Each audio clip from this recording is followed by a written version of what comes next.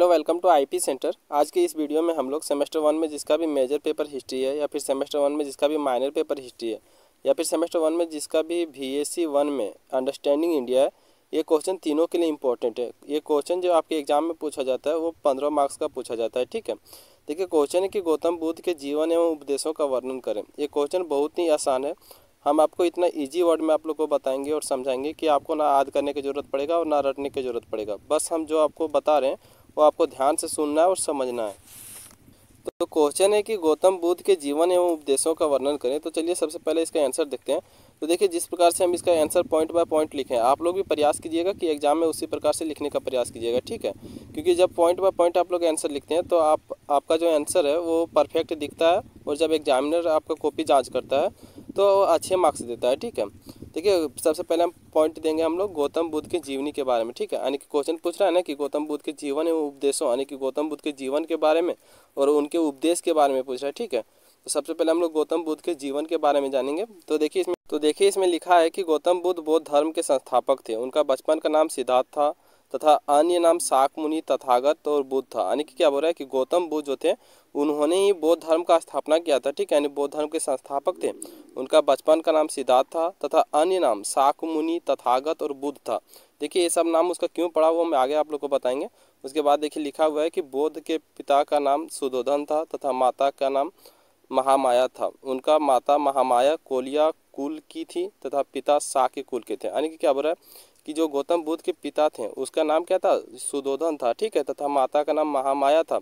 उनका माता जो थी वो कोलिया कुल की थी। ठीक है, और उनके पिता जो थे वो शाक्य कुल के थे। उसके बाद देखिए आगे लिखा हुआ है कि बुद्ध के शाक्य कुल के होने के कारण शाक्यमुनि कहा गया। यानी कि जो बुद्ध का जो बचपन का नाम एक था शाक्यमुनि, वो उनको शाक्यमुनि क्यों कहा जाता था, क्योंकि जो वो शाक्य कुल के होने के कारण उनको शाक्यमुनि कहा जाता था। ठीक है, तथागत का मतलब सत्य है, ज्ञान जिसका, इसलिए तथागत नाम पड़ा। बुद्ध ज्ञानी होने के कारण बुद्ध पड़ा। ठीक है, उसके बाद देखिए लिखा है गौतम बुद्ध का पालन पोषण इनकी माँ के मृत्यु हो जाने के कारण इनकी मौसी प्रजापति गौतमी ने किया, जिसके कारण इनका नाम गौतम पड़ा। यानी कि क्या बोल रहा है, देखिए गौतम बुद्ध जो नाम लेते हैं ना, तो गौतम क्यों पड़ा और बुद्ध क्यों पड़ा। बुद्ध इसलिए पड़ा क्योंकि वो बौद्ध धर्म के जो थे वो ज्ञानी थे। ठीक है, इसलिए उनका नाम जो बुद्ध पड़ा, लेकिन गौतम क्यों पड़ा, तो देखिए उनका जो पालन पोषण किया, वो जब गौतम बुद्ध के माँ का मृत्यु हो गया तो उसका पालन पोषण उसके मौसी किया था। ठीक है, और मौसी का नाम क्या था, गौतमी था, जिसके कारण गौतम उसका नाम पड़ा। ठीक है, उसके बाद देखिए आगे के पॉइंट क्या लिखा है कि गौतम बुद्ध का जन्म 563 ईसा पूर्व नेपाल के तराई स्थित कपिलवस्तु के लंबुनी गांव में हुआ था, जिसका वर्तमान नाम रुकमंदेई है। इनके जन्म के 7वें दिन ही इनकी माता की मृत्यु हो गया था।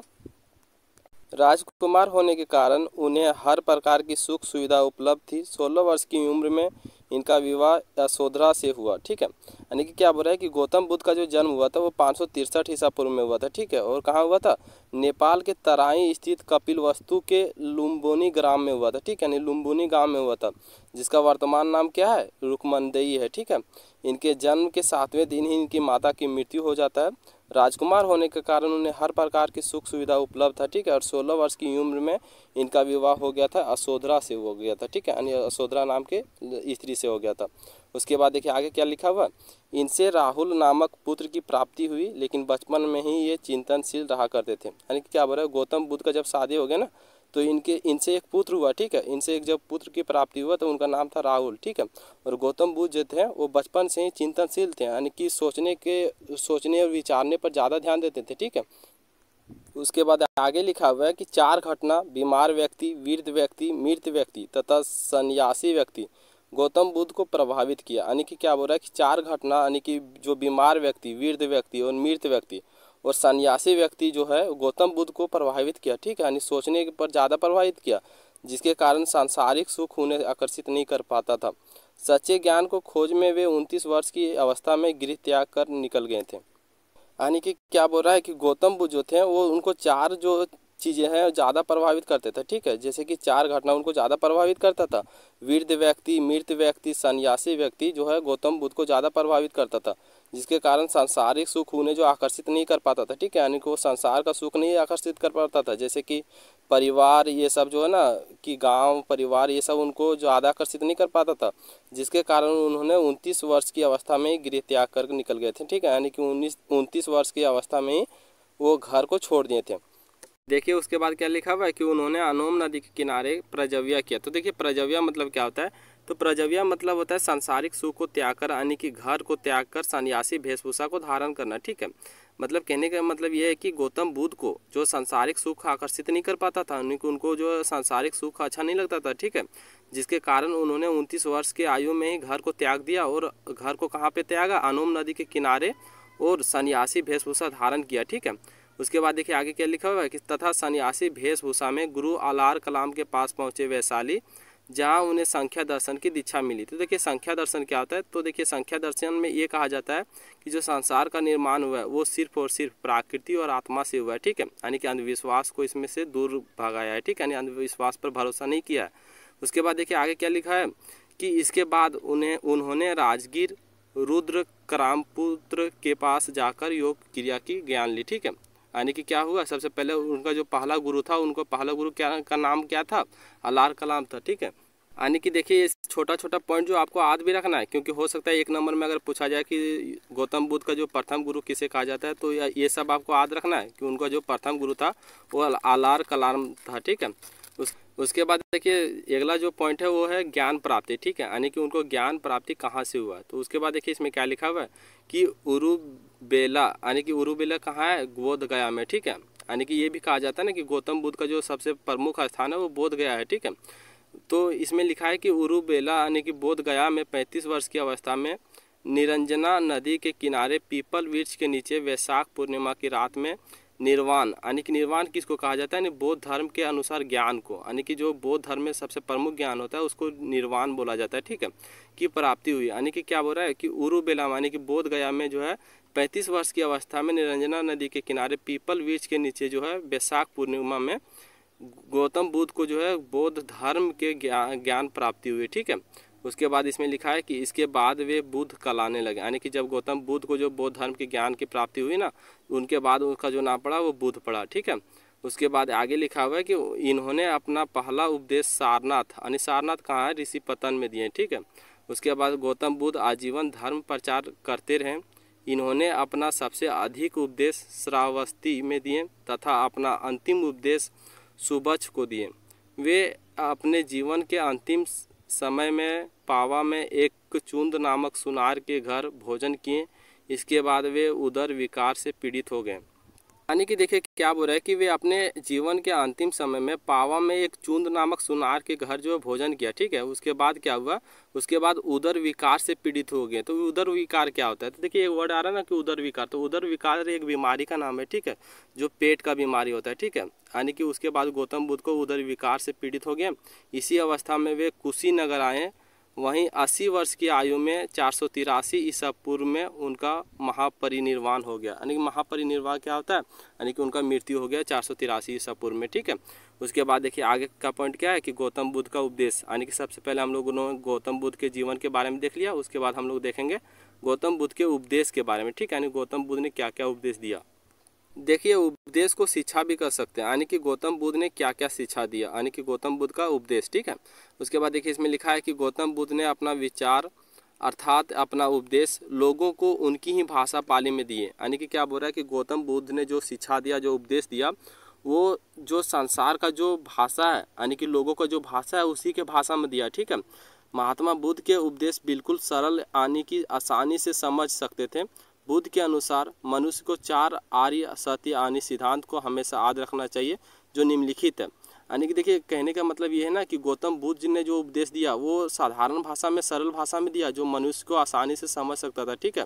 और बुद्ध के अनुसार मनुष्य को 4 आर्य सत्य सिद्धांत जो है हमेशा याद रखना चाहिए। वो कौन कौन सा सिद्धांत है, तो देखिए सबसे पहले दुख का कारण दिया, ठीक है, यानी कि गौतम बुद्ध ने दुख का कारण क्या बताया। तो देखिए गौतम बुद्ध ने दुख के बारे में क्या कहा है कि बुद्ध ने जन्म, मृत्यु, रोग, इच्छित वस्तु की प्राप्ति ना होना आदि को दुख माना है, ठीक है। यानी कि गौतम बुद्ध के अनुसार जन्म, मृत्यु, रोग, इच्छित वस्तु की प्राप्ति ना होना, यानी कि जो इच्छा है उस वस्तु को प्राप्त ना होना, आदि को जो दुख माना है, ठीक है। उसके बाद देखिए दूसरा पॉइंट है दुख का कारण, ठीक है, यानी कि गौतम बुद्ध के अनुसार दुख का कारण क्या बनता है, ठीक है।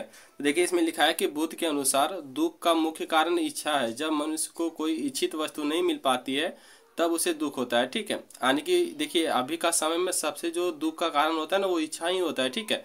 कि मान लीजिए आप एक स्टूडेंट है, ठीक है, और आपका एग्जाम है, लेकिन आप ये सोच के एग्जाम देने जा रहे हैं कि आपके सामने जो बैठेगा उसे हम जो देख के कॉपी कर लेंगे, ठीक है। लेकिन मान लीजिए किसी कारणवश आप उसका कॉपी नहीं कर पाए, या फिर वही स्टूडेंट जो आपके सामने बैठा है वो भी पढ़ के नहीं गया है, ठीक है। तो ये आपका तो इच्छा पूरा नहीं हुआ। तो जब आपका इच्छा पूरा नहीं हुआ तो आपको तो दुख होगा। तो देखिए गौतम बुद्ध के अनुसार जो है दुख का कारण जो सबसे ज़्यादा माना है वो इच्छित वस्तु को ना मिल पाना ही दुख का कारण माना है, ठीक है। उसके बाद देखिए तीसरा पॉइंट है कि दुख निरोध, यानी कि दुख को कैसे कंट्रोल किया जा सकता है, ठीक है, दुख को कैसे रोका जा सकता है। तो देखिए इसमें लिखा है कि बुद्ध के अनुसार इच्छाओं पर नियंत्रण कर सांसारिक दुखों को दूर किया जा सकता है, ठीक है। मतलब कहने का क्या मतलब है कि जो इच्छाओं पर नियंत्रण कर, यानी कि जो ज़्यादा इच्छा होता है, लालच होता है, उस पर जो नियंत्रण कर सांसारिक दुख को जो है दूर किया जा सकता है। उसके बाद जो देखिए चौथा पॉइंट है कि दुख निरोधक मार्ग, यानी कि दुख करने का क्या क्या रास्ता है, ठीक है। तो देखिए इसमें लिखा हुआ है कि बुद्ध ने दुखों को दूर करने का मार्ग भी बताया है, जिसे अष्टांगिक मार्ग को मध्य मार्ग भी कहा जाता है, ठीक है। यानी देखिए आप लोग को एक नंबर में भी पूछा जा सकता है कि अष्टांगिक मार्ग किसके द्वारा दिया गया, तो आपको ये याद रखना कि गौतम बुद्ध के द्वारा, ठीक है। यानी कि अष्टांगिक मार्ग गौतम बुद्ध के द्वारा बताया गया है, ठीक है। तो देखिए इसमें क्या बताया गया है कि बुद्ध ने दुखों को दूर करने का मार्ग भी बताया है, ठीक है, जिसे अष्टांगिक मार्ग भी कहा जाता है या फिर मध्य मार्ग भी कहा जाता है, ठीक है। उसके बाद देखिए इसमें आगे लिखा है कि क्योंकि यह मार्ग ना तो अधिक सरल है और ना ही अधिक कठिन है, सामान्य व्यक्ति भी अपने जीवन में इन 8 बातों का पालन कर सांसारिक दुखों से छुटकारा पा सकता है, अर्थात निर्वाण की प्राप्ति कर सकता है। तो देखिए ये वर्ड फिर आ गया आप लोग के सामने, ठीक है, निर्वाण। तो निर्वाण आपको याद रखना है कि जो बुद्ध का ज्ञान प्राप्त होता है, यानी बौद्ध धर्म का जो ज्ञान प्राप्त है उसे निर्वाण कहते हैं, ठीक है। यानी कि कहने का क्या मतलब है कि जो अष्टांगिक मार्ग है, ठीक है, वो अष्टांगिक मार्ग ना ज़्यादा कठिन है और ना ज़्यादा सरल है, ठीक है। मतलब सामान्य व्यक्ति भी अपने जीवन में इन 8 बातों को जो पालन कर सकता है और सांसारिक दुख को जो छुटकारा पा सकता है, अर्थात जो है बुद्ध के ज्ञान जो है प्राप्त कर सकता है। उसके बाद देखिए क्या लिखा है कि बुद्ध द्वारा बताए गए अष्टांगिक मार्ग निम्नलिखित है, यानी कि बुद्ध के द्वारा जो अष्टांगिक मार्ग बताया गया, यानी कि 8 मार्ग जो बताया गया है वो निम्नलिखित है, ठीक है। तो सबसे पहला मार्ग हम लोग देखेंगे, तो सबसे पहला है कि सम्यक दृष्टि। तो देखिए सम्यक आप लोग के सामने बार बार ये वर्ड आएगा, ठीक है। सम्यक मतलब होता है शुद्ध, आपको ये बात याद रखना है, ठीक है। तो देखिए सबसे पहला पॉइंट सम्यक दृष्टि, यानी कि शुद्ध दृष्टि। तो देखिए इसमें लिखा है कि सत्य असत्य, पाप पुण्य, अच्छा बुरा आदि को अच्छे ढंग से समझना। मतलब क्या है कि देखिए सम्यक दृष्टि होना चाहिए, ठीक है। मतलब सम्यक दृष्टि मतलब क्या होता है कि शुद्ध दृष्टि होना चाहिए। सत्य असत्य, पाप पुण्य, अच्छा बुरा आदि को जो अच्छे ढंग से समझना चाहिए, तभी जो है सांसारिक दुखों से जो है छुटकारा मिल सकता है। मतलब क्या है कि मान लीजिए एक व्यक्ति है, ठीक है, वो सत्य असत्य को अच्छे से समझता है, पाप पुण्य को अच्छे से समझता है, तो जो पाप करने से बचेगा, अच्छा बुरा को अच्छे से समझता है तो जो बुरा करने से बचेगा, ठीक है। और एक जब ये सब बातों को अच्छे से समझता है तब जो उसको जो सांसारिक दुखों से जो छुटकारा मिल सकता है। उसके बाद देखिए दूसरा पॉइंट है सम्यक संकल्प, यानी कि क्या है दूसरा पॉइंट, सम्यक संकल्प, ठीक है। तो इसमें क्या लिखा है कि इच्छा और हिंसा से मुक्त विचार सम्यक संकल्प कहलाते हैं, ठीक है। मतलब कहने के क्या मतलब, इच्छा और हिंसा, ठीक है, मतलब कि लालच और हिंसा मतलब क्या होता है, देखिए किसी के बारे में गलत नहीं सोचना, ठीक है, और हिंसा नहीं करना मतलब क्या है कि जैसे मारपीट खून खराबा ये सब से जो बच के रखना, ठीक है, यानी कि अच्छे ढंग से रहना, तो जो है इच्छा और हिंसा से मुक्त विचार जो है सम्यक संकल्प कहलाते हैं, ठीक है। उसके बाद तीसरा पॉइंट है सम्यक वाणी, ठीक है। मतलब सम्यक वाणी मतलब क्या होता है, शुद्ध वाणी, ठीक है। तो देखिए इसमें क्या लिखा है कि मनुष्य को अपनी वाणी से मधुरता तथा विनम्रता होनी चाहिए, अर्थात मनुष्य को मृदु वाणी का प्रयोग करना चाहिए, ठीक है। मतलब कहने का क्या मतलब है कि जो मनुष्य है उनको जो अपनी वाणी में जो मधुरता तथा विनम्रता होनी चाहिए, ठीक है। मतलब कहने का ये मतलब नहीं है कि आपको अगर कोई काम करने के लिए बोल दिया तो आप ऐसे उसको गाली दे दे, ठीक है। तो आपको जो मधुर वाणी से बोलना चाहिए, ठीक है, उसको मधुर वाणी से समझाना चाहिए। ऐसा नहीं कि उसको गाली गलौज या फिर कोई गंदे वर्ड का यूज करते हैं, ठीक है। तो उसको जो है हर समय जो है सम्यक वाणी होना चाहिए, यानी कि मृदु वाणी का जो है प्रयोग करना चाहिए, ठीक है। तब जो है सांसारिक सुख जो है मिल सकता है। उसके बाद देखिए जो चौथा पॉइंट है सम्यक व्यायाम। तो देखिए इसमें गौतम बुद्ध ने क्या कहा है कि चौथा पॉइंट सम्यक व्यायाम में कहा है कि अर्थात मनुष्य को विवेकापूर्ण प्रयत्न करना चाहिए, सही तथा ज्ञानयुक्त मन से बुरी भावनाओं को दूर रखने का प्रयास करना चाहिए। ठीक है, मतलब कहने के क्या मतलब है कि मनुष्य को जो विवेकपूर्ण जो प्रयत्न करना चाहिए, यानी कि अपने सोच समझ कर कुछ भी चीज़ें करना चाहिए। ठीक है, मतलब अपने दिमाग से कुछ भी चीज़ें करना चाहिए, सही तथा ज्ञानयुक्त मन से बुरी भावनाओं को दूर करना चाहिए। ठीक है, यानी कि जो बुरी भावना आता है, जो गलत भावना आता है, गलत सोच आता है, उसको दूर करना चाहिए। ठीक है, तब ही मतलब संसार का जो दुख है वो समाप्त किया जा सकता है। ठीक है, उसके बाद पांचवा पॉइंट है सम्यक कर्म, यानी कि अच्छे कर्म, यानी कि शुद्ध कर्म। ठीक है, तो इसमें देखिए क्या लिखा है कि मनुष्य को अपने जीवन में अच्छे व सही कर्म करना चाहिए। ठीक है, मतलब कि मनुष्य को जो है अपने जीवन में अच्छे और सही कर्म करना चाहिए, यानी कि कोई भी बुरा कार्य नहीं करना चाहिए। ठीक है, उसके बाद देखिए छठा पॉइंट है कि सम्यक आजीव। ठीक है, तो सम्यक आजीव क्या होता है, तो देखिए इसमें लिखा है कि मनुष्य को जीवन यापन के लिए सही साधनों का प्रयोग करना चाहिए, मनुष्य को झूठ एवं गलत तरीकों से धन नहीं कमाना चाहिए। ठीक है, मतलब कहने के क्या मतलब है कि गौतम बुद्ध के अनुसार जो है जीवन यापन के लिए सही साधनों का प्रयोग करना चाहिए। ठीक है, ऐसा नहीं है कि मतलब धन का लालच और धन कमाने के लिए गलत तरीकों से धन कमाते हैं। ठीक है, एग्जाम्पल के लिए कहें कि किसी का मार पीट या फिर और किसी गलत तरीके से जो धन नहीं कमाना चाहिए, जो अपना मेहनत से धन कमाना चाहिए। ठीक है, उसके बाद देखिए जो सातवां पॉइंट है, देखिए छठा पॉइंट फिर से लिखा गया। ठीक है, इसलिए सातवां पॉइंट हम लोग देखेंगे। तो सातवां पॉइंट है कि सम्यक चरित्र, यानी कि सम्यक यानी शुद्ध कैरेक्टर। ठीक है, चरित्र मतलब कैरेक्टर। ठीक है, व्यवहार। तो देखिए इसमें क्या लिखा है कि मनुष्य को अच्छे आचरण एवं अच्छी बातों का जीवन में बार बार प्रयोग करना चाहिए। ठीक है, मतलब कहने का क्या मतलब है कि मनुष्य को जो अच्छे आचरण एवं अच्छी बातों का जीवन में बार बार प्रयोग करना चाहिए, मतलब अच्छे ढंग से रहना चाहिए। ठीक है, अच्छा उसको आचरण होना चाहिए, अच्छी बातों का पालन करना चाहिए। ठीक है, ऐसा नहीं है कि मतलब आपका आचरण गलत हो और कोई भी जो है आपके बारे में गलत बोले। ठीक है, उसके बाद जो आठवां पॉइंट है, यानी कि जो लास्ट पॉइंट है, वो है सम्यक समाधि। ठीक है, तो सम्यक समाधि क्या होता है, तो देखिए इसमें लिखा है कि किसी विषय पर एकाग्रचित होकर विचार विमर्श तथा शांति का अनुभव करना चाहिए। इस अष्टांगिक मार्ग को अनुशीलन से व्यक्ति निर्माण की ओर अग्रसर होता है तथा जीवन में मनुष्य शांति व आनंद का अनुभव करता है।